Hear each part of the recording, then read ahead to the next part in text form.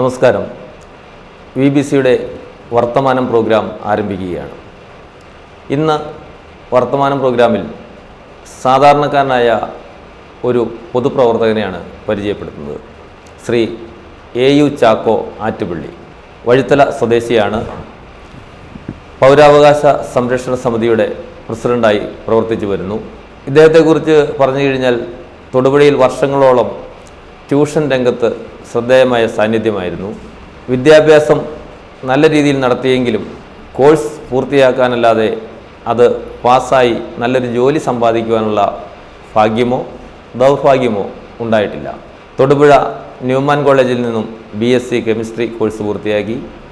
Muttom government പോളിടെക്നിക്കിൽ നിന്നും automobile diploma കോഴ്സും പൂർത്തിയാക്കിയെങ്കിലും പരീക്ഷ ജയിച്ചില്ല. എങ്കിലും ചെറുപ്പം മുതലേയുള്ള പൊതുപ്രവർത്തന ത്വര ഇപ്പോഴും തുടരുകയാണ്. ശ്രീ ചാക്കോ ആറ്റുപള്ളിയെ ഈ പ്രോഗ്രാമിലേക്ക് സ്വാഗതം ചെയ്യുന്നു. 1990 കാലഘട്ടങ്ങളിൽ അന്ന് ഇടുക്കിയിലുണ്ടായിരുന്ന ഒരു പോലീസ് മേധാവിയെ സ്ഥലം മാറ്റുന്നതുമായി ബന്ധപ്പെട്ട വിവാദമുണ്ടായപ്പോൾ ആ പോലീസ് മേധാവിക്ക് വേണ്ടി ഒരു ഹർത്താൽ ഉൾപ്പെടെയുള്ള സമരപരിപാടികൾ സംഘടിപ്പിക്കുന്നതിനാണ് പൗരാവകാശ സംരക്ഷണ സമിതി രൂപീകരിച്ചത്. അതിനുശേഷം ആ സംഘടന തുടർന്നും പ്രവർത്തിച്ചു വരികയാണ്, ഇപ്പോഴും പ്രവർത്തിക്കുകയാണ്. അതേക്കുറിച്ച് ഒന്ന് പറയാമോ? രാഷ്ട്രീയ പ്രസ്ഥാനങ്ങൾ അടിസ്ഥാന ലക്ഷ്യങ്ങളിൽ നിന്നും വ്യതിചലിച്ചപ്പോൾ സാധാരണക്കാരന് നീതി കിട്ടാൻ ഒരു പ്രസ്ഥാനം, അവർക്ക് വേണ്ടി നിലകൊള്ളുന്ന ഒരു പ്രസ്ഥാനം, ഇതായിരുന്നു പൗരാവകാശ സംരക്ഷണ സമിതിയുടെ അടിസ്ഥാന ലക്ഷ്യവും അത് രൂപീകരിക്കാൻ ഇടയായ സാഹചര്യവും. അത് വളരെ കൃത്യമായി തന്നെ ഇതുവരെ നടത്തിക്കൊണ്ട് പോരുന്നുണ്ട്. പരിമിതികൾ ധാരാളമുണ്ടെന്നെങ്കിൽ രാഷ്ട്രീയ പാർട്ടികൾ പോലും ഇന്ന് നിലനിൽക്കാനും പ്രവർത്തിക്കാനും പറ്റാത്ത സാഹചര്യത്തിൽ ഇത്തരമൊരു സംഘടന കെട്ടിപ്പടുത്ത് മുന്നോട്ട് കൊണ്ടുപോവുക എന്നത് വലിയ ഒരു വെല്ലുവിളിയാണ്. കഴിഞ്ഞ 30 വർഷത്തിലധികമായി ഈ പ്രസ്ഥാനം തളരാതെ നിരവധി നീതി നിഷേധങ്ങൾക്കെതിരെ ശക്തമായി പ്രതികരിക്കാനും അഴിമതിക്കാരായ നിരവധി സർക്കാർ ഉദ്യോഗസ്ഥരെ നടപടികൾക്ക് വിധേയരാക്കാനും സംഘടനയ്ക്ക് കഴിഞ്ഞിട്ടുണ്ട്. നമുക്കറിയാം, ഇന്ത്യൻ ജനാധിപത്യം, ആ ജനാധിപത്യ ഭരണം 3/4 നൂറ്റാണ്ട് പിന്നിട്ടെങ്കിലും ജനാധിപത്യം സാധാരണക്കാരിലോട്ട് എത്തിയിട്ടില്ല, ഇല്ലെന്ന് നമുക്കെല്ലാം അറിയാം. അതിൻ്റെ അടിസ്ഥാന കാര്യമെന്ന് പറയുന്നത് ജനാധിപത്യ അവകാശങ്ങൾ അഥവാ പൗരാവകാശങ്ങൾ ജനങ്ങളിലോട്ട് എത്തിക്കേണ്ട സർക്കാർ ഉദ്യോഗസ്ഥർ നടത്തി വരുന്ന അഴിമതികളും കൈക്കൂലിയും അതുപോലെ ക്രമക്കേടുകളുമാണ്. ഇതിനെതിരെയാണ് പൗരാവകാശ സംരക്ഷണ സമിതി മുഖ്യമായി വിരൽ ചൂണ്ടുന്നത്. നിരവധി സമരങ്ങളും ഈ അടുത്ത കാലത്ത് സെക്രട്ടേറിയറ്റ് മാർച്ച് ഉൾപ്പെടെ സമര പരിപാടികൾ നടത്താൻ സമിതിക്ക് പരിമിതികൾക്ക് ഉള്ളിൽ നിന്നുകൊണ്ട് സാധിച്ചിട്ടുണ്ട്. ഏതായാലും സമിതിയുടെ പ്രവർത്തനങ്ങളിൽ സഹകരിക്കുകയും സഹായിക്കുകയും ചെയ്ത സന്മനസ്സുകൾക്ക് നന്ദി പറയാൻ കൂടി അവസരം ഉപയോഗിക്കുകയാണ്. ഞാൻ വിദ്യാഭ്യാസത്തിൻ്റെ കാര്യം പറഞ്ഞു. ന്യൂമാൻ കോളേജിൽ പഠിച്ചു, മുട്ടം ഗവൺമെൻറ് പഠിച്ചു. അത് ആ കോഴ്സുകൾ പൂർത്തിയാക്കിയല്ലാണ്ട് അതിന് ഒരു പരീക്ഷ വിജയിക്കാനോ സാധിക്കാതെ വന്ന സാഹചര്യം ഒന്ന് പറയാമോ? ഞാൻ വ്യക്തിപരമായ കാര്യങ്ങൾ കൂടുതൽ പറയുന്നില്ലെങ്കിൽ പോലും, അതായത് എൻ്റെ അപ്പനും അമ്മയും ഫാദറും മദറും ഞാൻ വിദ്യാർത്ഥി ആയിരിക്കുമ്പോൾ തന്നെ 1 മാസം 2 ആഴ്ച മാത്രം ഇടവേളയിൽ മരിച്ചുപോയി. ഞാൻ വീട്ടിലെ ഏറ്റവും ഇളയ ആളാണ്. എനിക്ക് മേളിൽ 4 സഹോദരങ്ങളാണുള്ളത്. പക്ഷെ വീടിൻ്റെ ആ സാഹചര്യം മാറിയപ്പോൾ ഞാൻ വിവിധ സ്ഥലങ്ങളിൽ ട്യൂഷനെടുത്തും മറ്റുമായി ഉപജീവന മാർഗത്തിന് വേണ്ടിയും അതുപോലുള്ള ജീവിത സാഹചര്യങ്ങളുമായി മുന്നോട്ട് പോകേണ്ടി വന്നു. ആ സാഹചര്യം തുടർ പഠനത്തിനോ വീണ്ടും അപ്പിയർ ചെയ്യേണ്ട വിഷയങ്ങളിൽ അത് ശ്രദ്ധിക്കാനോ എനിക്ക് കഴിഞ്ഞില്ല. ഞാനത് എൻ്റെ ഒരു വിധിയാണ് എന്ന് കരുതി ഞാൻ എനിക്കൊട്ടും നിരാശയില്ല. കാരണം എന്നിലേൽപ്പിച്ചിരിക്കുന്ന അല്ലെങ്കിൽ എന്നിൽ അർപ്പിതമായിരിക്കുന്ന കർത്തവ്യം മറ്റൊന്നാണ്. അതായിരിക്കാം ഒരു പക്ഷേ ഇത്തരം സാഹചര്യങ്ങളിൽ നിന്നും എന്നെ വഴിമാറ്റി വിട്ടതെന്ന് ഞാൻ വിശ്വസിക്കുകയാണ്. ഈ സമിതിയുടെ പ്രവർത്തനങ്ങൾക്കിടയിൽ മക്കൾ ഉപേക്ഷിച്ച മാതാപിതാക്കൾക്ക് വേണ്ടി ഒരു പ്രവർത്തനം നടത്തുകയും അത് പിന്നീട് കോടതി കയറി ഇറങ്ങുകയും കോടതി പൗരാവകാശ സംരക്ഷണ സമിതിയെയും ശ്രീ ചാക്കോ ആറ്റുപിള്ളിയെയും അഭിനന്ദിക്കുകയും ചെയ്ത ഒരു സംഭവം ഉണ്ടല്ലോ, അതേക്കുറിച്ചൊന്ന് പറയാമോ? ഞാൻ പറഞ്ഞല്ലോ, മാതാപിതാക്കൾ എൻ്റെ ഒരു വലിയ ബലഹീനതയാണ്. അവരോടുള്ള സ്നേഹവും പരിചരണവും വളരെ കുറച്ച് നാളുകൾ മാത്രം അനുഭവിക്കേണ്ടി വന്നുകൊണ്ടാവാം അവരുടെ സങ്കടം കാണുമ്പോൾ, അവരൊരു പരാതിയുമായി വരുമ്പോൾ മറ്റെന്തിനേക്കഴിഞ്ഞും പ്രാമുഖ്യം ആ കാര്യത്തിൽ ഞാൻ നൽകിയിട്ടുണ്ട്. അങ്ങനെയാണ് വൃദ്ധ ദമ്പതികളുടെ ഒരു പരാതി അല്ലെങ്കിൽ അവരുടെ സങ്കടം അയൽവാസിയായ എന്നെ അറിയിക്കുകയും അങ്ങനെ ആ വിഷയത്തോട്ട് ഞാൻ കടക്കുകയും ചെയ്തപ്പോൾ അവരുടെ പേരിലുണ്ടായിരുന്ന മുഴുവൻ വസ്തുക്കളും എഴുതി വാങ്ങിയതിന് ശേഷം മാതാപിതാക്കളെ തെരുവിലോട്ട് ഇറക്കി വിടാൻ ഏക മകൻ നടത്തിയ ഒരു പരിശ്രമം, ആ പരിശ്രമത്തിൽ അവരെ നിയമപരമായി സഹായിക്കാനും അവർക്കെതിരെ കള്ളക്കേസുകൾ കൊടുത്തപ്പോൾ അതിൻ്റെ സത്യാവസ്ഥ അധികാരികളെ ബോധ്യപ്പെടുത്താനും സമിതിയുടെ ഭാരവാഹി എന്ന നിലയ്ക്ക് ഞാൻ പരമാവധി ശ്രമിച്ചിട്ടുണ്ട്. എന്നോടൊപ്പം പ്രവർത്തിച്ചിട്ടുള്ള എൻ്റെ കൂടെയുള്ള സഹപ്രവർത്തകരും അവരുടെ വേണ്ടി നീതിക്ക് വേണ്ടി പരമാവധി നിലകൊണ്ടിട്ടുണ്ട്. ആ വിഷയത്തിൽ കടക്കാനുണ്ടായ സാഹചര്യം അതാണ്. മാതാപിതാക്കളെ വഴിയിലേക്ക് ഇറക്കി വിട്ട് അവരുടെ വസ്തു കൈക്കലാക്കിയപ്പോൾ ഞങ്ങൾ കോടതിയെ സമീപിക്കുകയും കോടതി വഴി മരണം വരെ ആ വസ്തുവിൽ താമസിക്കാനും ആ വസ്തുവിൽ നിന്ന് ആദായം എടുക്കാനുള്ള അവകാശം അവർക്ക് വാങ്ങിക്കൊടുത്തു. അത് ഞങ്ങളെ സംബന്ധിച്ചിടത്തോളം, സമിതിയെ സംബന്ധിച്ചിടത്തോളം ഒരു വൻ വിജയമാണ് എന്ന് ഞാൻ കരുതുകയാണ്.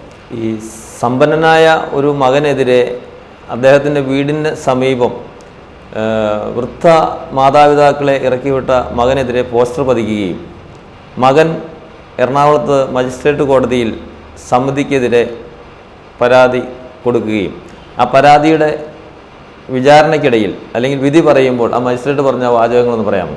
സത്യത്തിൽ സ്വന്തം മാതാപിതാക്കൾക്കെതിരെയും അവരെ സഹായിച്ചതിൻ്റെ പേരിൽ സമിതി ഭാരവാഹി എന്ന പേരിലുമാണ് എൻ്റെയും ജനറൽ സെക്രട്ടറി ആയിരുന്ന അന്നത്തെ സെക്രട്ടറിയുടെ പേരിലുമായിരുന്നു കേസ്.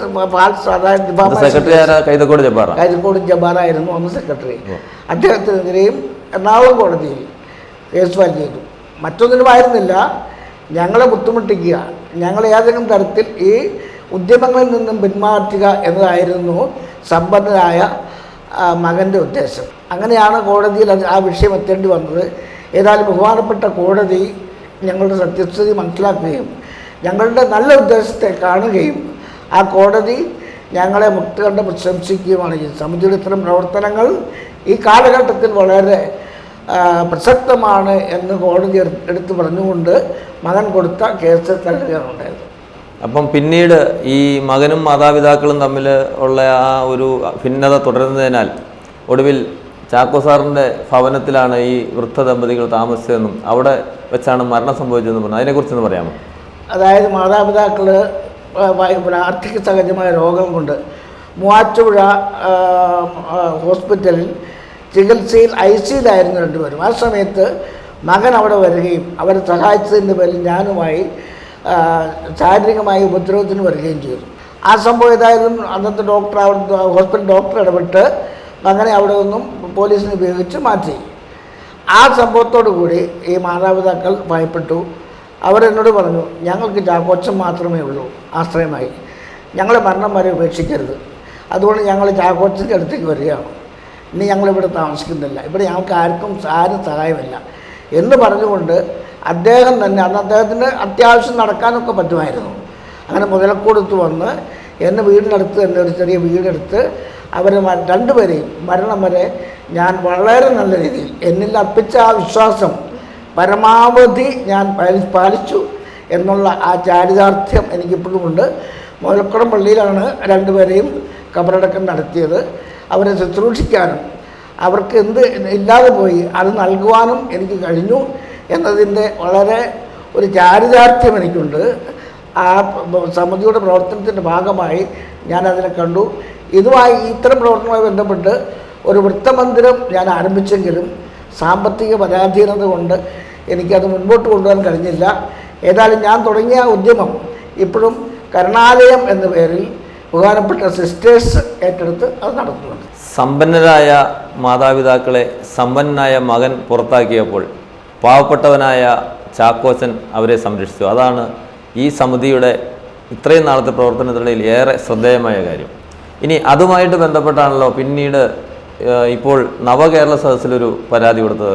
ആ പരാതിയിൽ നീതി കിട്ടിയില്ല എന്നുള്ളതാണല്ലോ ഇപ്പോൾ ഈ വർത്തമാനത്തിന് വരാനുണ്ടായ സാഹചര്യം. അതേക്കുറിച്ചൊന്ന് പറയാമോ? അതായത് മാതാപിതാക്കൾ അവരുടെ വീട്ടിൽ നിന്നും താമസം മാറാൻ തീരുമാനിച്ചപ്പോൾ ആ പട്ടയമുണ്ടായിരുന്ന മുഴുവൻ ഭൂമിയും മകൻ്റെ പേരിലും മകളുടെ പേരിലും മരുമകളുടെ പേരിലും എഴുതി കൊടുത്തു. പിന്നെ ശേഷിച്ചത് ഒരു 20 സെൻറ്റ് വരുന്ന പട്ടയമില്ലാത്ത കൈവശ ഭൂമിയാണ്. അദ്ദേഹത്തിൻ്റെ പേരിൽ പട്ടയം കിട്ടാനുള്ള നടപടികളൊക്കെ ഹൈക്കോടതി വിധി വരെ വാങ്ങിച്ചെങ്കിൽ പോലും മകൻ്റെ എതിർപ്പും മകൻ്റെ സാമ്പത്തിക സ്വാധീനം കൊണ്ട് തൊടുപുഴ റവന്യൂ വകുപ്പ് അത് നിർവീര്യപ്പെടുത്തുക അല്ലെങ്കിൽ നടപടി എടുക്കാതെ അവശേഷിപ്പിക്കുകയാണ് ഉണ്ടായത്. ഈ സന്ദർഭത്തിൽ അവർക്ക് എന്തെങ്കിലും കിട്ടാൻ വേണ്ടി നോക്കിയപ്പോൾ തരിച്ച് മാത്രമേ വിൽക്കാനുണ്ടായിരുന്നുള്ളൂ. ആരെക്കൊണ്ടും അത് മേടിപ്പിക്കാതിരിക്കാൻ മകൻ പരമാവധി ശ്രമിച്ചു. ആര് വാങ്ങിയാലും ഇത് ഞാൻ അനുഭവിപ്പിക്കുകയില്ല എന്ന് പരസ്യമായി പറഞ്ഞതുകൊണ്ട് ഒടുവിൽ മാതാപിതാക്കൾ അവരുടെ അവസ്ഥ പറഞ്ഞു. ആ അവസ്ഥയിലാണ് എനിക്ക് ഉണ്ടായിരുന്ന ഒരു 50 സെൻറ്റ് സ്ഥലം വിറ്റ് നിൽക്കുന്ന സമയമായിരുന്നു. എനിക്ക് അല്പം പൈസ എന്തെങ്കിലും ഉണ്ടായിരുന്നു. അങ്ങനെ ആ 30,000 രൂപ ഞാൻ കൊടുത്താണ് അന്ന് ആ വസ്തു എനിക്ക് കൈവശാവകാശം കൈമാറുന്നത്. 2008 ആ സംഭവം. അതിനുശേഷം ഞാൻ കൈവശം വെച്ചു. എൻ്റെ കൈവശത്തെ ഇല്ലാതാക്കാനും ആ വസ്തുവിൽ നിന്ന് എന്നെ ഒഴിവാക്കാനും വേണ്ടി നിരവധിയായ ശ്രമങ്ങൾ മകനും അയൽവാസികളൊക്കെ ആയിട്ടുള്ള സഹായത്തോടു കൂടി ശ്രമിച്ചിട്ടുണ്ട്. ഇപ്പോഴും എൻ്റെ വസ്തുവിലോട്ട് കിടക്കാനുള്ള വഴിയെല്ലാം മുള്ളികമ്പി വെച്ച് അടച്ചിരിക്കുകയാണ്, മതിൽ കെട്ടി അടച്ചിരിക്കുകയാണ്, എന്നെ കൂടെ പ്രവേശിപ്പിക്കാതിരിക്കുകയാണ്. അതിന് കാരണം ഈ വസ്തു സംബന്ധമായ തർക്കം കോടതിയിലെത്തിയപ്പോൾ ഞാനും പിതാവും കൂടിയാണ് പരാതിക്കാരായി മകനെതിരെ ശാശ്വത നിരോധനാജ്ഞ വേണമെന്ന് ആവശ്യപ്പെട്ടാണ് കോടതിയിൽ പോയത്.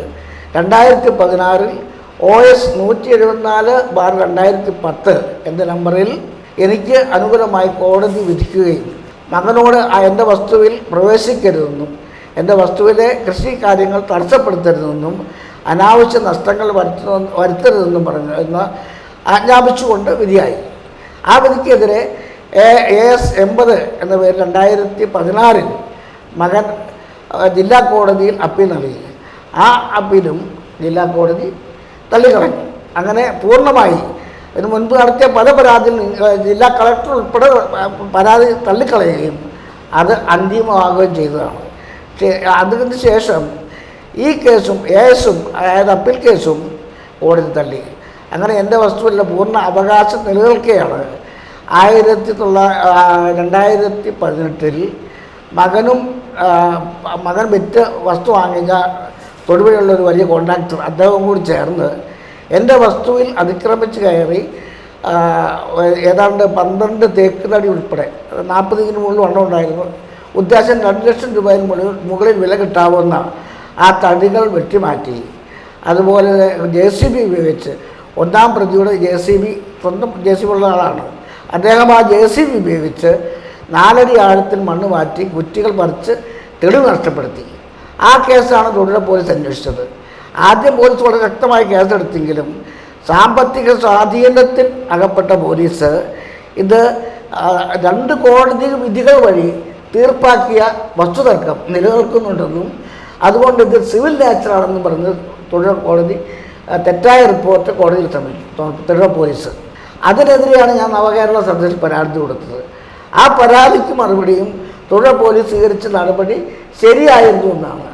കോടതി വിധികളോ ആ വസ്തുവിനെ സംബന്ധിച്ച തർക്കങ്ങളോ ഒന്നും ശ്രദ്ധിക്കാൻ പോലും തൊടുപുഴ പോലീസ് തയ്യാറായില്ല. അതിനെതിരാണ് ഞാൻ അവരുടെ പരാതി കൊടുത്തത്. ആ പരാതിയും നടപടിയില്ല എന്ന് പറഞ്ഞ അറിയിപ്പാണ് എനിക്ക് കിട്ടിയത്. അതുകൊണ്ട് ഇനി ഹൈക്കോടതിയെ സമീപിക്കുക എന്ന ഏക മാർഗമാണ് എനിക്ക് മുന്നിലുള്ളത്. എൻ്റെ സാമ്പത്തിക സ്ഥിതി അതിന് അനുവദിക്കാത്തതുകൊണ്ടാണ് അല്പം സാവകാശം ചെയ്താലും എനിക്ക് പറ്റുമെങ്കിൽ ഏതെങ്കിലും തരത്തിൽ ഞാൻ ഹൈക്കോടതിയിൽ നിന്നും നീതിക്ക് വേണ്ടി ശ്രമിക്കുമെന്ന് വിചാരിക്കുന്നു. മാതാപിതാക്കളെ വേണ്ടെങ്കിലും മാതാപിതാക്കളുടെ സ്വത്ത് വേണമെന്ന മകൻ്റെ ആഗ്രഹമാണ് ഇപ്പോൾ ഈ പുതിയ കേസിലേക്ക് വന്നിരിക്കുന്നത്. അപ്പോൾ ആ കേസിലും ഈ മാതാപിതാക്കളെ സംരക്ഷിച്ച ചാക്കോ സാറിന് നീതി കിട്ടിയില്ല എന്നാണല്ലോ ഇപ്പോൾ പറയുന്നത്. അപ്പോൾ നവകേരള സദസ്സിൽ ഒരു നീതി കിട്ടുമെന്ന രീതിയിൽ കൊടുത്ത പരാതി ആരെപ്പറ്റി പരാതി പറഞ്ഞോ അവരെ തന്നെയാണ് അന്വേഷിക്കാൻ ഏൽപ്പിച്ചത്. അങ്ങനെയാണോ തോന്നുന്നത്? തീർച്ചയായും അതാണ് നമ്മുടെ ഇപ്പോഴത്തെ ഈ നീതി നിർവഹണം. അത് ജനാധിപത്യ അവകാശങ്ങൾ ജനങ്ങളിലേക്ക് എത്തിക്കേണ്ട സർക്കാർ ഉദ്യോഗസ്ഥർ നടത്തി വരുന്നത്. ആർക്കെതിരെയാണ് പരാതി? അവസാനം ആ പരാതിക്ക് വിധേയനായ ആളെ തന്നെയാണ് നിങ്ങൾ അന്വേഷിച്ച് ഇതിൽ തീർപ്പ് കൽപ്പിക്കാൻ പറഞ്ഞ് ഏൽപ്പിക്കുന്നത്. ഇതിന് മുൻപ് ഇത് അനുഭവം എനിക്കുണ്ടായിട്ടുണ്ട്. തുടർന്ന് തഹസിൽദാർക്കെതിരെ അന്നത്തെ തഹസിൽദാരെ എല്ലാവർക്കും അറിയാം, മുട്ടക്കാരനാണ് അദ്ദേഹം. കൈക്കൂലി കേസിൽ ജയിലിൽ പോയ ആളാണ്. അദ്ദേഹം നടത്തിയ അന്നത്തെ കാലത്ത് ഈ സാമ്പത്തിക സ്വാധീനത്തിൽ വഴിപ്പെട്ട് നടത്തിയ ഒരു തെറ്റായ നടപടി, ആ തെറ്റായ നടപടി കൊണ്ടാണ് എനിക്ക് ആ വസ്തുവിനോട് തർക്കം തീർത്ത് എൻ്റെ വസ്തു എനിക്ക് അനുഭവിക്കാൻ പറ്റാതെ വന്നത്. ആ വിഷയവും ഞാൻ അന്നത്തെ ഉമ്മൻചാണ്ടി സർക്കാരിൻ്റെ കാലഘട്ടത്തിൽ നടത്തിയ ജനസമ്പർക്ക പരിപാടി നടത്തിയപ്പോൾ ആ പരാതിയുടെ വിധി പോലും, അതിൻ്റെ തീർപ്പ് കൽപ്പിക്കൽ പോലും ആരോപണ വിധേയനായ തഹസിൽദാരെയാണ് ഏൽപ്പിച്ചത്. നമുക്കറിയാം, ഒരു പരാതിക്ക് വിധേയനായ ആളെ തന്നെ ആ പരാതി ഏൽപ്പിച്ചാൽ എന്തായിരിക്കും അതിൻ്റെ ഫലമെന്ന് നമുക്കറിയാം. അത് തന്നെ ഉണ്ടായി. നിങ്ങളുടെ പരാതി അടിസ്ഥാനരഹിതമാണെന്ന് പറഞ്ഞ് തള്ളിയിരിക്കുന്നു എന്ന് പറഞ്ഞ് അറിയിപ്പ് എനിക്ക് കിട്ടുകയും ചെയ്തു. അതാണ് എനിക്ക് തന്നെയല്ല, ഈ രാജ്യത്ത് സാധാരണക്കാർ അനുഭവിച്ചുകൊണ്ടിരിക്കുന്ന, സാമ്പത്തിക ശേഷിയില്ലാത്തവർ അനുഭവിച്ചുകൊണ്ടിരിക്കുന്ന നീതി നിഷേധം. അതിനെതിരെയാണ് ഒരു പ്രസ്ഥാനം എന്ന നിലയ്ക്ക് ഈ പൗരാവകാശ സംരക്ഷണ സമിതിക്ക് രൂപം കൊടുത്ത് നാളിതുവരെ പ്രവർത്തിച്ചു വരുന്നത്. ഇപ്പോൾ സാമ്പത്തിക ശേഷിയുള്ളവർക്ക് എത്ര വലിയ കുറ്റകൃത്യം ചെയ്യാനും വളരെ നിസ്സാരമായി ആ കുറ്റകൃത്യത്തിൽ നിന്നും രക്ഷപ്പെടാനുള്ള സാഹചര്യമാണ് എന്നുള്ളത്. അതിനെതിരെ ജനകീയ പ്രതിരോധം, ജനകീയ മുന്നേറ്റം ശക്തമാകണം. അതാണ് സമിതിയുടെയും ഞങ്ങളുടെയും ഒക്കെ അടിസ്ഥാന ലക്ഷ്യവും താല്പര്യവും. ഇനി എനിക്കറിയാവുന്ന ചാക്കോ സാറിൻ്റെ ഒരു സംഭവം കൂടെ ചോദിച്ചുകൊണ്ട് നമുക്ക് ഈ വർത്തമാനം ഇവിടെ അവസാനിപ്പിക്കാം.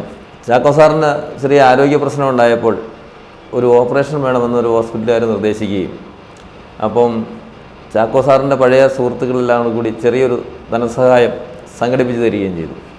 എന്തായാലും പാവപ്പെട്ടവനാണ് എന്ന് പറഞ്ഞതുകൊണ്ട് ഓപ്പറേഷൻ വേണമെന്ന് പറഞ്ഞത് മരുന്നിലൂടെ ആ ഡോക്ടർ ഭേദപ്പെടുത്തി കിട്ടുകയും ചെയ്തു.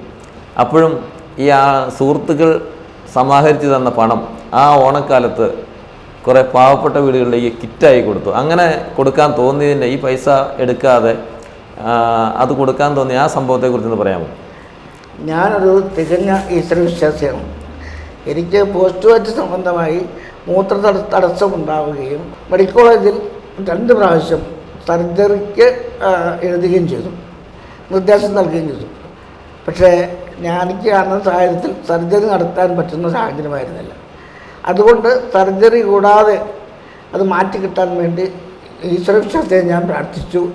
ഏതായാലും എനിക്കിപ്പോൾ വലിയ ശാരീരിക പ്രശ്നങ്ങളൊന്നുമില്ല, വളരെ സൗഖ്യമുണ്ട്. മരുന്നുണ്ടെങ്കിൽ പോലും മറ്റ് അസ്വസ്ഥങ്ങളെല്ലാം മാറ്റി കിട്ടി. ആ സന്ദർഭത്തിലാണ് എനിക്ക് കിട്ടിയ സഹായം. ചികിത്സ ഓപ്പറേഷന് വേണ്ടിയാണ് ഞാൻ സാമ്പത്തിക